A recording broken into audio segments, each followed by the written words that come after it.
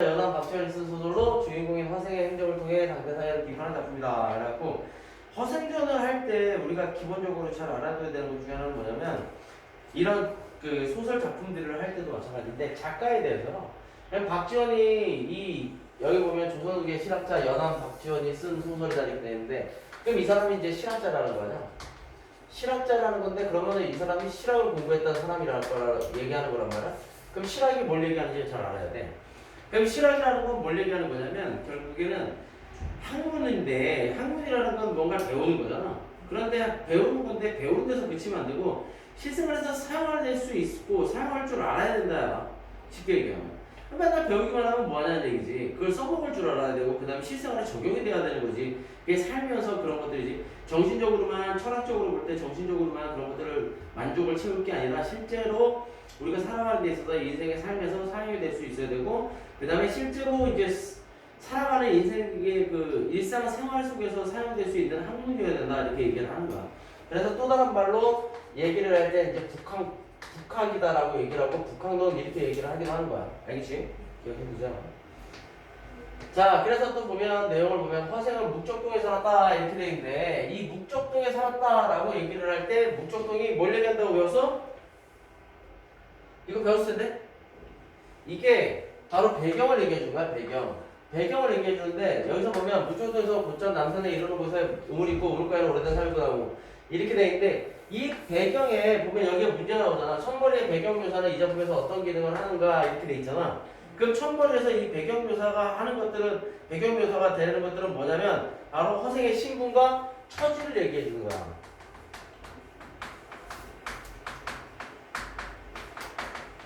왜냐면 이거 보면 이 묵적동이라는 게 바로 그러니까 이제 말하자면 그 양반들이 살았는데 그 허생의 신분이 그러니까는 말하자면 은퇴한 양반들이나 이런 사람들이 살았던 공간이 되는 거야. 묵적동이라는 곳이.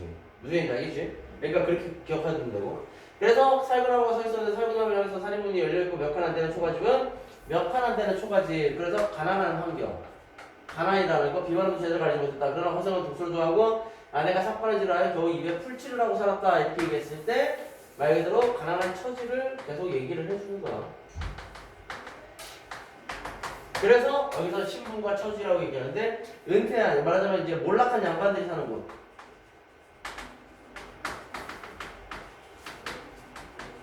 거처가 되는 거고. 하루는 아내가 배가 몹시 고파서 눈물을 흘리면서 임자는 평생 과거에 응하여 응시하지도 않으면서 책을 읽어서 뭐하려고 그러시오 하니 허생이 웃으며 말했다. 내가 책을 읽는 것이 아직 미숙해서 그렇다고 이렇게 얘기하는데 자 여기서 아내의 이야기 평생의 과거 응시하면서 책을 읽어서 무엇을 하려고 하느냐라고 했을 때 허생의 아내는 책을 읽는 것 그러니까 곧 독서를 입신양명의 수단으로 보는 거야.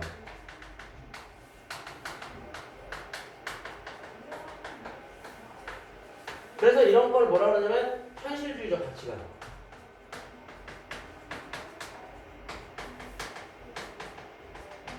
한이 허생이 웃으며 말했다. 내가 책을 읽는 것이 아직 미숙해서 그렇다오. 그러면 장인밭이 일이라도 하지 그러시오. 장인밭이 일은 본래 배우지 못했으니 어찌하란 말인가. 그럼 장사가 있지 않습니까? 라고 얘기하는 거야. 그랬더니 장사야 본시 미천이 되는 법인데 어찌하란 말인가 이렇게 얘기하잖아요. 그래서 이 부분 있죠. 이 부분 이렇게 장사 있지 않습니까? 장사가 그래서 여기 뒤에까지인데 여기 보면 이제 장사야 본시 미천이 되는 법인데 이렇게 얘기하는데 이 부분에서 얘기하는 건 뭘 얘기하는 거냐면 바로 산업공상이라는데 이게 뭐냐면 선비, 농민, 공인, 상인 이렇게 얘기하는 거야. 그래서 내 신분이 동요되고 있었다. 신분의 동요라고 하는데 신분의 동요라는 개념은 뭐냐면 말 그대로 신분 질서가 조금 무너지고 있는 거야. 알겠죠? 무슨 얘기지?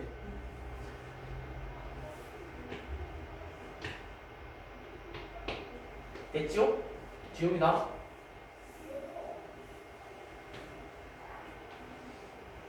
자, 그랬는데 기껏 얘기했을 때 장사야 본시 미천이 되는 법인데 어찌하란 말인가 이렇게 얘기하고 그 아내가 왈칵 화를 내고 벼락 소리를 질렀다. 밤낮으로 책을 읽더니 고작 배운 게 어찌하란 말인가 라는 말뿐이요. 장인밭 일도 못한다 장사도 못한다 못하다면 어째서 도전질은 못하는 게요 이렇게 돼 있는데 요거 사대부 곧 양반인데 사대부의 무능함에 대해서 비판하는 거야. 비판적 태도를 지니는 거지. 그래서 이게 곧 뭐냐면 이게 작가의 목소리를 대변해 주는 거야. 작가의 목소리. 이 대변. 그래서 이 역할을 하는 게 대변을 하는 역할이 바로 아내가 되는 거고. 그래서 이런 사대부의 무능함에 대해서 얘기하면서 이제 실학에 대해서 얘기를 하는 건데 실학사 사회는 실사구시 이용호생이라 그래갖고 말 그대로 삶에 있어서 먼저 사용할 줄 알아야 된다는 건데 사대부들은 그걸 못하는 걸 비판하는 거야. 알겠죠?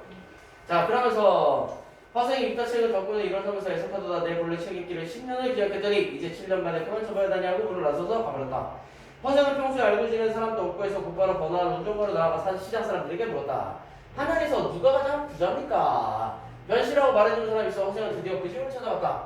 화생은 변씨를 한다. 길게 읍을 하고는 인사를 하고는 내가 집이 가난하여 주방에서 시험해보려는 것이 있으니 그대에게 돈 만금을 빌릴까 하오 이렇게 얘기를 했단 말이에요. 그러니까 만금을 빌리는 거예요. 비범한 인물이다라는 것도 알 수가 있는 거고.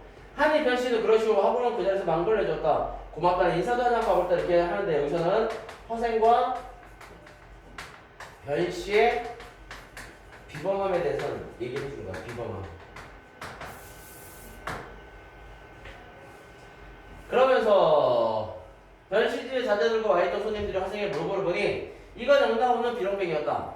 허리를 두른 실띠는 술이 빠졌고 가신의 뒤축은 자빠졌으며 가슴 찌그러지고 돋구르길래 행색이 꿰지된다. 코에서 맑은 국물이 흘렀다. 이렇게 얘기하는데 요거를 한자성어로 표현하면 뭐라고 그러냐면 보통 회포파립이라고 해요. 회포파립.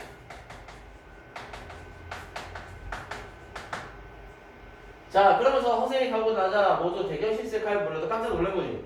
그러면서 대인께서는 저희를 아십니까? 모른다네.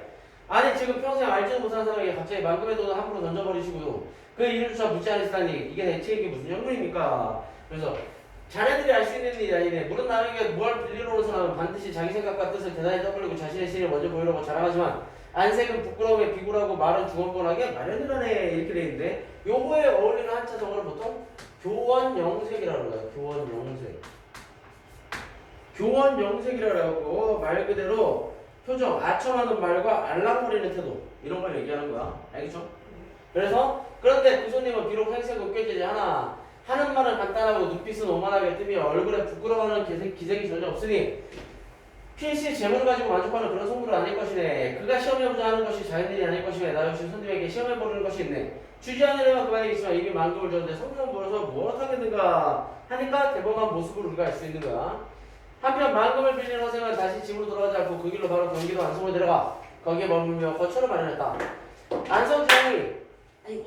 안성지방이 경기도 충청도의 경계고 삼남지방의 기록이 된다 생각이 됩니다. 거기서 대추나 밤, 감, 배, 석류, 귤, 유자 등의 과일들을 모두 시세 국절 가격으로 모조리 사들였다 이렇게 돼 있을 때 요거 뭐라 그런다고? 매전 매석이다라고 했지. 매전 매석. 매전 매석. 자, 그러면서 여기서 나오는 것들 잘 보면 대추나 밤, 감, 배, 석류, 귤, 유자 이렇게 과일인데 이게 전부 다 제사에서 쓰이는 거야.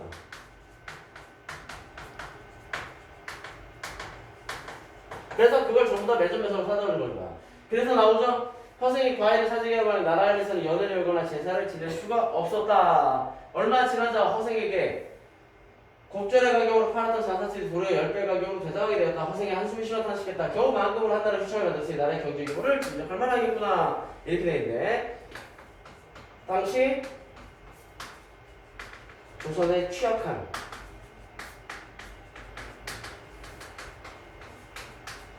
경제 사정에 대해 비판하는 거예요. 경제 구조가 취약한 걸 비판하는 거예요. 무슨 얘기인지 알겠죠? 됐죠? 자, 그 다음에 그러면서 허생은 다시 칼, 호미, 배, 명주, 소물을 사가지고 제주도로 들어가서 그것에 말총을 다 사들었다. 몇 해가 지나면 나라 사람들이 머리를 싸매지 못할 것이다. 이렇게 돼 있는데 마음은 저기 하는 거야. 근데 그래서 이걸 못 갖고는 뭘 비판하는 거냐면 바로 양반의 허례허식을 비판하는 거야.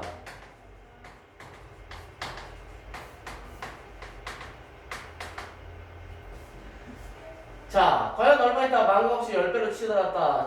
허생이 늙은 뱃성을 찾아서 물었다. 바다 밖에 사람이 살만한 빈섬이 있던가? 있을지요. 언젠가 태풍에 표류하여 곧장 서쪽으로 사흘과 산밤 중에 어떤 빈섬에 닿았습니다. 이렇게 되는데 따져보니까 중국의 사무가 일본의 장기도 중간쯤 될 겁니다. 꽃나무가 절로 피며 과일이 절로 익어있고 사슴들이 때려지어 다니고 물고기 사려가도 놀라지 않습죠. 굉장히 풍요로운 곳인데 여기서 얘기하는 이 빈섬은 뭘 얘기하는 거냐면 바로 허생이 꿈꾸는 이상사회를 얘기하는 거야. 허생이 꿈꾸는 그 다음에 이상세계를 얘기하는 거야. 이상세계를 꾸미려고 하는 곳. 그런 이상사회의 건설을, 이상세계의 건설, 이상사회의 건설을 할 곳을 얘기하는 거야.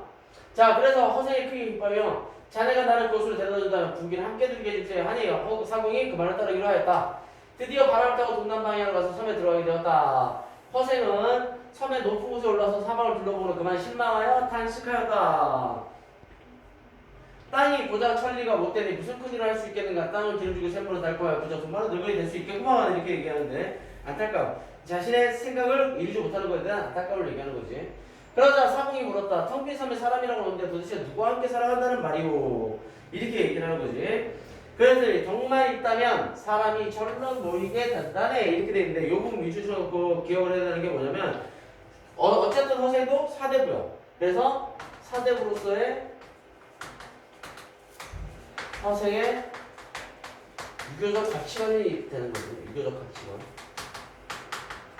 그래서 이게 일종의 약간의 한계처럼 얘기를 하는데 왜냐면 어쨌든 결국에 허생도 여기서 허생도 그렇고 박지원도 그렇고 결국에 뭐야? 양반은 양반인 거야. 얘네들도. 마치 사람들을 위해서 걔네들을 잘 먹고 잘 살게 해준다라고 얘기를 하고 그게 중요하다라고 얘기하면서 실학을 내세우긴 하지만 얘네들도 유교적 가치관을 갖고 있는 양반인 거야. 선비인 거지. 그러니까 쉽게 얘기하면 그런 약간의 한계를 갖고 있는 거야. 자, 그래야지 어째 사람이 없어 그 지방이니까. 그때 전라도 변산반도에는 도적대 수천이 울거리고 있었다. 그 지방이 굴과 굴에서 군조를 풀어서 체포하려고 했으나 잡을 수가 없었다. 도적대도 감히 나돌아다니며 노란실을 함부로 할 수가 없어 바야흐로 군주님의 허덕이고 있어다. 이렇게 돼 있는데 요거 그러니까 돈이 없어서 말하자면 도둑이 되는 거 아니야. 그래서 지배층의 무능함을 비판하는 거야.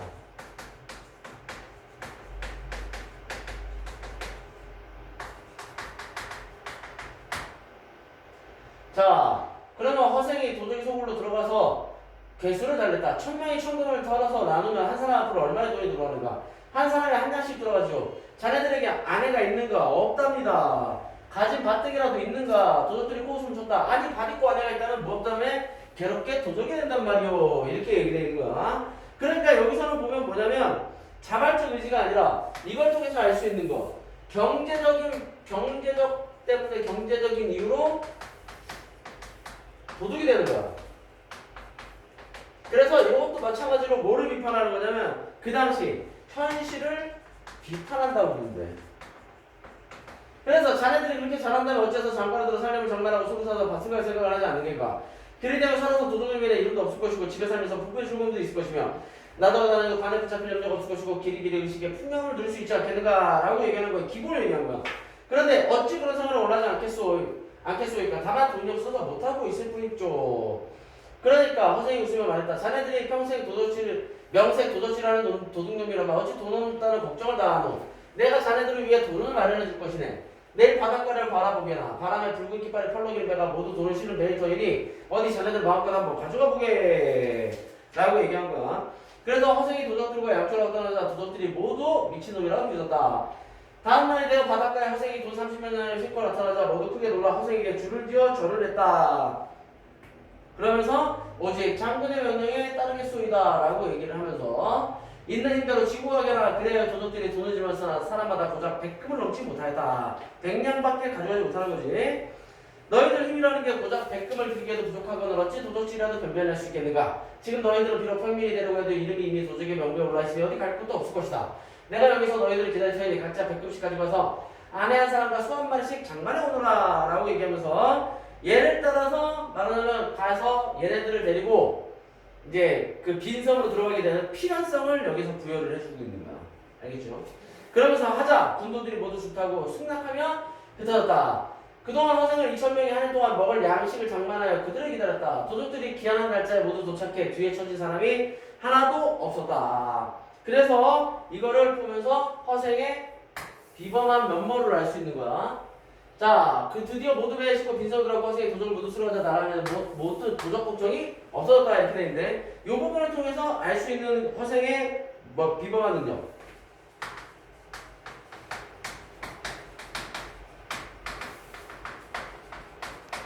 그래서 첫 번째는 뭐다? 첫 번째는 허생의 영웅적인 면모.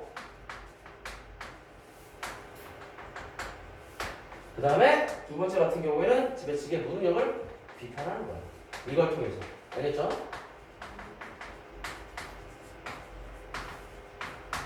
한편 선물 들어갈 학생들과 도둑들은 나무를 찍어서 집을 짓고 대나무를 엮어서 울타리를 만들었다. 땅 기운이 온전하다 보니 온갖 곡식이 심는 대로 크고 무성하게 자라고 김을 메고 쟁기질하지 않아도 한 줄기에 9이상이 달렸다. 3년 먹을 식량을 비축해 두고 나머지를 모두 배에 싣고 장기도로 가서 팔았다. 장기도는 일본에 속한 걸로 31만 호가 되는 큰 지방인데 바야흐로 큰 기운이 들어있었다. 그리하여 굶주린 사람들이 진율하고 은 100만 양을 얻게 되었다. 이렇게 돼 있는데 자, 배에 싣고 와서 장기도로 가서 팔았다. 이렇게 돼 있는데 요거 뭐냐면 작가의 왜 해외 진출 사상이 반영이 되는 거야. 해외 무역이죠. 해외 무역. 해외 무역을 통해서 작가의 해외 진출 사상이 반영이 되는 거야.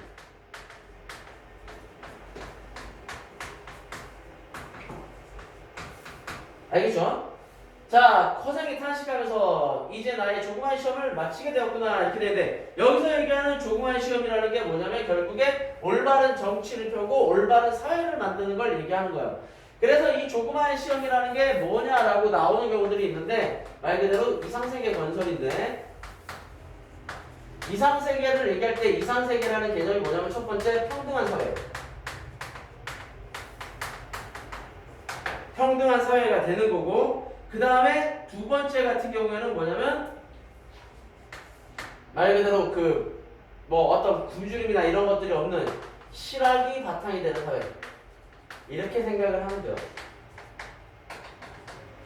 학원은 남녀 2,000명을 모두 모아놓고 명을 내렸다. 내가 처음 너희들과 이 섬에 들어올 때 계획으로는 먼저 너희들을 풍부하게 만들어 놓은 다음에 따로 문자를 만들고 이관제도를 새로 제정하려고 하였느니라. 그런데 여기 땅이 춥고 내 덕이 얇으니 나는 이제 여기를 떠나간다. 아이들이 태어나 숟가락을 잡게 되면 오른손으로 잡도록 가르치고 하루라도 나이가 많은 사람이 먼저 먹도록 양보하게 하라 이렇게 돼 있잖아. 여기에 해당하는 한자 성어 같은 게 바로 뭐냐면 바로 장교유사야. 그 다음에 잡도록 가르쳐라 그렇게 돼 있으니까 최소한의 도덕을 얘기하는 거야. 최소한의 도덕. 그 다음에 여기서부터 이제 뒤에 나오는 게 장교유사가 되는 거고 그리고는 다른 배를 모두 불살라 버리고 나가는 사람이 없으면 들어오는 사람도 없을 테지 하고 은자 50만 양을 바닷속에 던지면 바다가 마르면 없는 사람이 생기지 100만 양이나 되는 돈은 나라에서도 놓아둘 것이 없거든 한 분명히 작은 섬에서야 이렇게 얘기를 하는 겁니다. 자 그러면서 바다가 했다. 그러라는 사람은 또 모두 배에 실어서 함께 섬을 빠지면 이 섬에 화근을 없애라 하미네 이렇게 돼 있는데 자 여기에서 이제 여러 가지 비판들이 있는데 잘 보시면요. 여기서 보면은 다른 배를 모두 불살라버리고 나가는 사람이 없으면 들어오는 사람이 없을 테지 이렇게 얘기할 땐 세국적 사고방식이고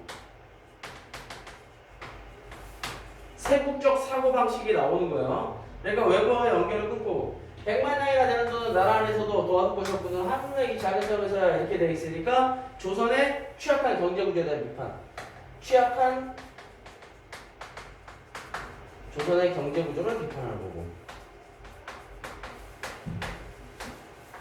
그 다음에 이 섬의 화근을 없애라는데 그러라는 사람을 모두 함께 섬을 빠져나오는 거지 또 이 부분을 통해서는 얘기하는 게 뭐냐 말 그대로 지식인 그래서 지배층 지식인들에 대한 비판이 되는 거야.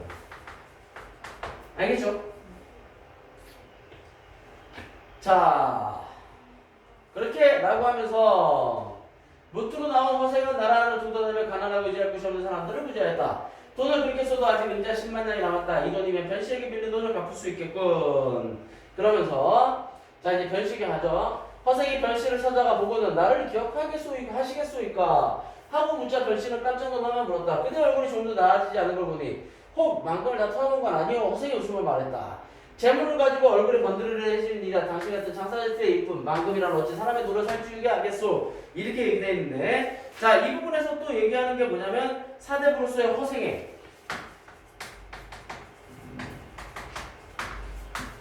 허생의 면모를 또 우리가 알 수 있는 거야.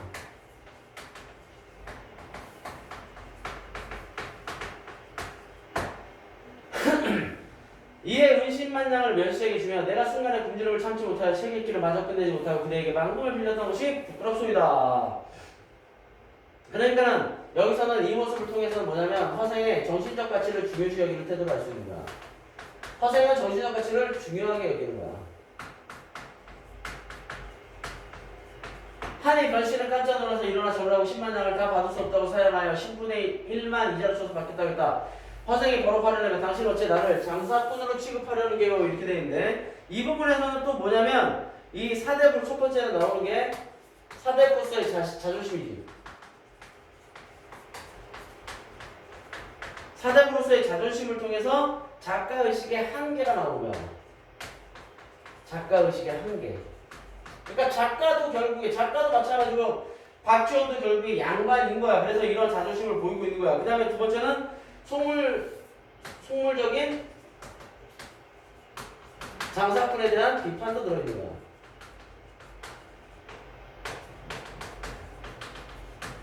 알겠죠? 하고는 옷자락을 부리치고는 휙 가버렸다. 변씨가 몰래 그의 뒤를 밟아서 쫓아가니 허생이 남산 아래로 향하더니 다 적었어요? 지울까요? 자 향하더니 작은 오두막집으로 들어가는 것이 멀리 보였다. 한 늙은 할미가 우물가에서 빨래를 하고 있기에 변씨가 물어보았다. 저기 보이는 오두막이 누구의 집이요? 허생은 되기랍니다. 가난한 한편에 그리기를 좋아했는데 어느 아침 훌쩍 집을 나가더니 돌아오지 않은 지 벌써 5년이나 됩니다. 부인이 혼자 집에 있으면서 허생이 집 나간 날짜에 제사를 지낸답니다. 라고 얘기를 하는 거죠. 자, 그 다음에 그래서 이런 부분들은 요약적 제시라고 해요. 요약적 제시 여기까지. 그래서 요약적 제시라서 허생이 집을 나간 다음에 일어났던 것들을 요약적으로 보여주고 있는 거야. 변씨를 그제야 그의 성씨가 허씨라는 것을 알고 탄식하고 돌아갔다. 이튿날 변씨는 허생에게 받은 은자를 모두 가져가서 그에게 돌려주었다. 허생은 사용하였다. 내가 부자가 되려고 했다면 100만 금을 버리고 이까지 10만 금을 취하려 하겠소. 내가 지금부터는 그대의 도움을 받아가며 살아갈 터이니 그대가 나를 자주 들여다보고 먹는 입을 따져서 양식을 보내주고 몸을 헤아려 옷감이나 보내주려 한평생 그렇게 살아간다면 충분할 것이다.